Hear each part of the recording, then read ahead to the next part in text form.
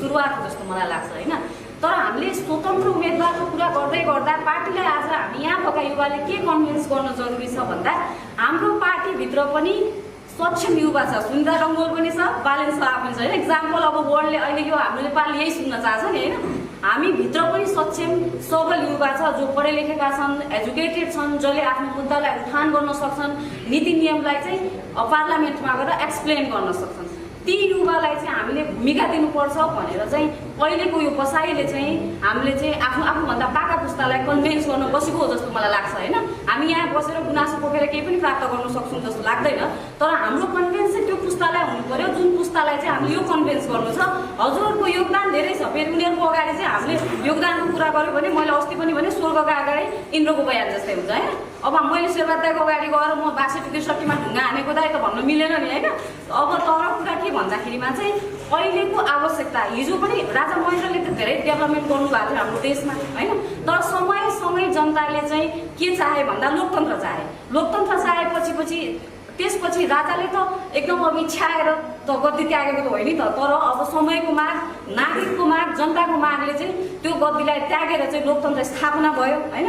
जनताद्वारा चुनिएको व्यक्ति त्यसपछि चाहिँ राष्ट्रपति हुने, प्रधानमन्त्री कार्यकारी हुने व्यवस्था आयो।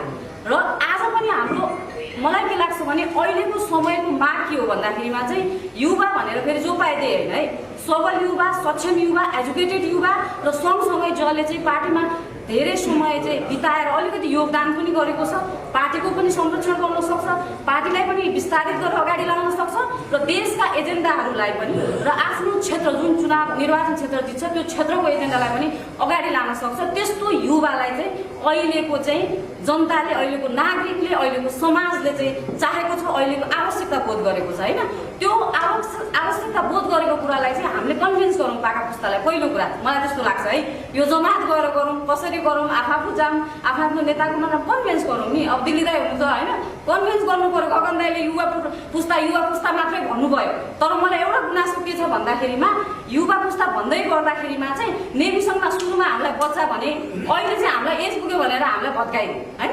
अब भोलि पनि अब यही हुने हो कि हाम्रो अवस्था अहिले यहाँ हामी जति बसेका छौँ नि, जहाँसम्म लाग्छ सबै 62-63को आन्दोलनमा चाहिँ सहभागी हुनुहुन्थ्यो हैन। र आज नेभिसङमा जसरी हामीलाई भत्काए त्यसरी नै आज हामीलाई युवा भन्दैछन् हाम्रो पाका पुस्ताले। भोलि हामीलाई फेरि अलिकति तिमीहरू पाका भयो भनेर हामीभन्दा पछाडिले रिप्लेस गरेर नभत्काउँ हैन। हाम्रो यो पनि त उद्देश्य हो नि, खुलेर भन्नुपर्दा मलाई भन्न मन लाग्यो है। र अर्को कुरा अब म मेरो एजेन्डामा आउँदछु। मेरो एजेन्डा चाहिँ म प्रदेश सभाको समानुपातिक सांसदमा मैले दिएको काम पहिलो चाहिँ मुख्य चाहिँ अब म महिलाबाटै समानुपातिक सांसद हुने मैले आफ्नो चाहिँ इच्छा